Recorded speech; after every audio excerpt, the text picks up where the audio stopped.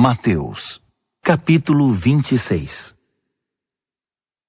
Depois dessas explicações, Jesus disse aos discípulos: Vocês sabem que a Páscoa é depois de amanhã, dia em que o Filho do Homem será traído e entregue à crucificação. Naquele mesmo instante, o partido dos sacerdotes e líderes religiosos estava reunido na sala do sacerdote principal, chamado Caifás, conspirando para prender Jesus com discrição e matá-lo. Eles decidiram não agir durante a semana da Páscoa. Não queremos ser responsabilizados por um tumulto, disseram. Jesus estava em Betânia como convidado de Simão, o leproso. Enquanto jantava, uma mulher apareceu com um frasco de perfume muito caro e o derramou sobre a cabeça de Jesus. Ao ver a cena, os discípulos ficaram indignados. Que desperdício! Esse perfume poderia ser vendido por um bom preço e o dinheiro distribuído entre os pobres. Jesus percebeu o que estava acontecendo e interferiu. Por que vocês a incomodam? Ela acaba de fazer algo tão maravilhoso para mim. Os pobres estarão sempre aí todos os dias, mas eu não. Quando ela derramou perfume sobre meu corpo, estava na verdade me ungindo para meu sepultamento. Tenham certeza de uma coisa: em qualquer lugar do mundo em que a mensagem for pregada, o que ela fez aqui será lembrado e admirado. Então um dos 12, chamado Judas Iscariotes, participou da conspiração dos sacerdotes. Quanto vou ganhar para entregá-lo? Quis saber. Combinaram 30 moedas de prata e ele ficou esperando o momento certo para fazê-lo. No primeiro dia da festa dos pães sem fermento, os discípulos vieram a Jesus e perguntaram: Onde queres que preparemos a ceia da Páscoa? Ele disse: Entrem na cidade. Vão a certo homem e digam: O mestre diz: Minha hora está próxima. Eu e meus discípulos planejamos celebrar a ceia da Páscoa em sua casa. Os discípulos seguiram as instruções de Jesus ao pé da letra e prepararam a ceia da Páscoa. Depois do pôr do sol, ele e os 12 estavam à mesa. Durante a ceia, ele disse: Tenho algo difícil, mas importante para dizer. Um de vocês me trairá. Chocados, eles começaram a dizer um após o outro: Eu não, Senhor. Jesus respondeu: Serei traído por alguém que come sempre comigo. O Filho do Homem sofrerá a dor da traição, já prevista nas Escrituras. Até aí nenhuma surpresa. Mas ai do traidor do Filho do Homem. Melhor seria que ele nunca tivesse nascido. Então Judas, o traidor, afirmou: Eu é que não sou. Jesus disse: Você sabe que é você, Judas. Durante a refeição, depois de tomar o pão e abençoá-lo, Jesus o partiu e deu aos seus discípulos, dizendo: Tomem, comam, isto é meu corpo. Tomando o cálice e dando graças a Deus, entregou-o a eles também e disse: Bebam todos vocês. Isto é o meu sangue, a nova aliança de Deus, derramado em favor de muitos para o perdão de pecados. Não beberei vinho outra vez até o dia em que beberei com vocês no reino do meu Pai. Então eles cantaram um hino e foram para o Monte das Oliveiras.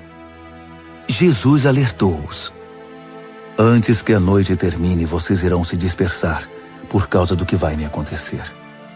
Isso é para cumprir um texto das Escrituras que diz: Vou ferir o pastor e as ovelhas ficarão desorientadas. Mas depois que eu ressuscitar, irei adiante de vocês para a Galiléia. Mas Pedro, todo afoito, afirmou: Ainda que todo mundo fuja, eu nunca fugirei.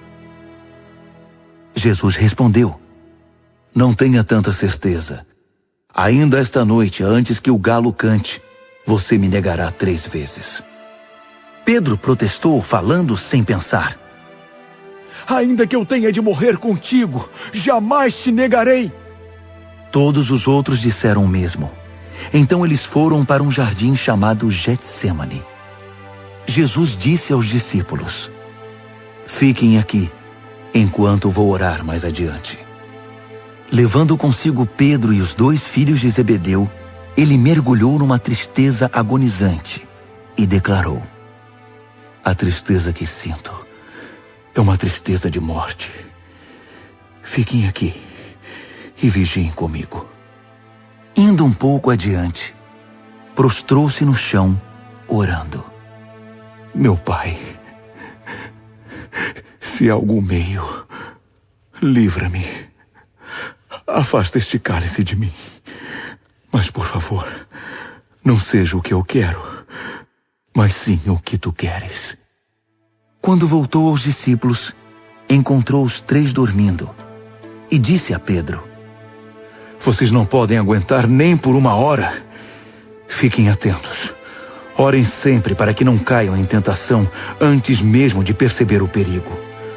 Uma parte de vocês está disposta a fazer qualquer coisa por Deus, mas a outra parte simplesmente não reage. Deixou-os 2ª vez e de novo orou: Pai, se não há outro jeito a não ser beber este cálice até o fim, estou pronto. Seja feita a tua vontade. Quando regressou, encontrou de novo os discípulos dormindo. Eles simplesmente não conseguiam manter os olhos abertos. Dessa vez, deixou-os dormindo e pela 3ª vez foi orar, repetindo as mesmas palavras. Ao voltar para junto deles outra vez, disse: vocês vão dormir a noite toda? Minha hora chegou.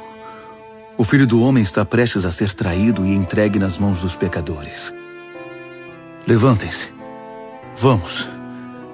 O traidor chegou. Ele mal acabou de falar, e Judas, do grupo dos 12, apareceu, acompanhado por um bando de maus elementos enviados pelos principais sacerdotes e demais líderes. Eles traziam espadas e paus. O traidor havia combinado um sinal com eles. Aquele a quem eu beijar é o procurado. Prendam-no. Ele foi direto a Jesus e o beijou, dizendo: como vai, Rabi? Jesus disse: amigo, por que a encenação?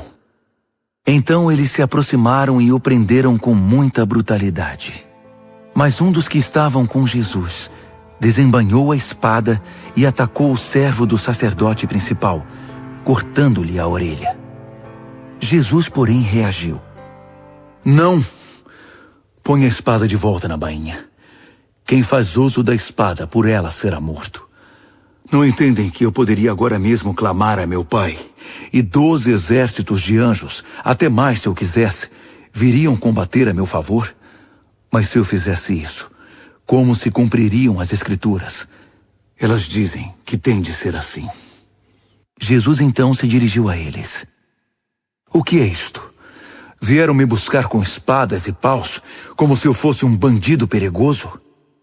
Estive ensinando no templo dia após dia, e vocês nunca moveram um dedo contra mim. Vocês acabam de confirmar os escritos proféticos. Nessa hora, todos os discípulos já haviam fugido.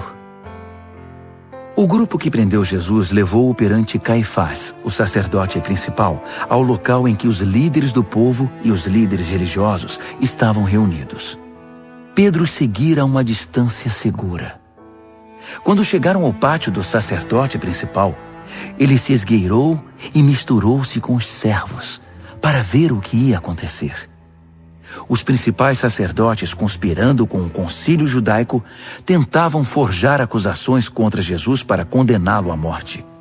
Mas ainda que tentassem uma acusação falsa após a outra, nenhuma era convincente. Finalmente, 2 homens apareceram com este depoimento: Ele disse: posso derrubar o templo de Deus e reconstruí-lo em 3 dias. O sacerdote principal levantou-se e perguntou a Jesus: o que você tem a dizer dessa acusação?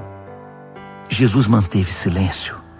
Então o sacerdote principal declarou: Ordeno, pela autoridade do Deus vivo, que me diga se você é o Messias, o Filho de Deus. Jesus foi direto. Você mesmo disse. E isso não é tudo. Logo você verá por você mesmo o Filho do Homem assentado à direita do Poderoso, vindo nas nuvens do céu. Nessa hora o sacerdote principal perdeu a compostura. Rasgando a própria roupa, gritou: Ele blasfemou! Vocês vão ficar parados diante desta blasfêmia! Todos gritaram: Morte! Ele merece sentença de morte! Os homens começaram a cuspir e a bater nele. Enquanto o esbofeteavam, faziam piada. Profetize, Messias! Diga quem foi que bateu agora! Durante todo esse tempo, Pedro estava sentado lá fora, no pátio. Uma empregada encarou-o e disse: Você estava com Jesus, o Galileu. Na frente de todos, ele o negou. Nem sei do que você está falando. Enquanto ele caminhava na direção do portão, alguém disse às pessoas que ali estavam: Este homem estava com Jesus, o Nazareno. Mais uma vez ele o negou, reafirmando a negativa com o juramento. Juro que nunca vi esse homem.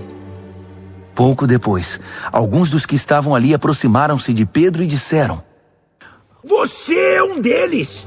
Seu sotaque o denuncia. Então Pedro ficou muito nervoso e começou a esbravejar, jurando: Nunca vi esse homem!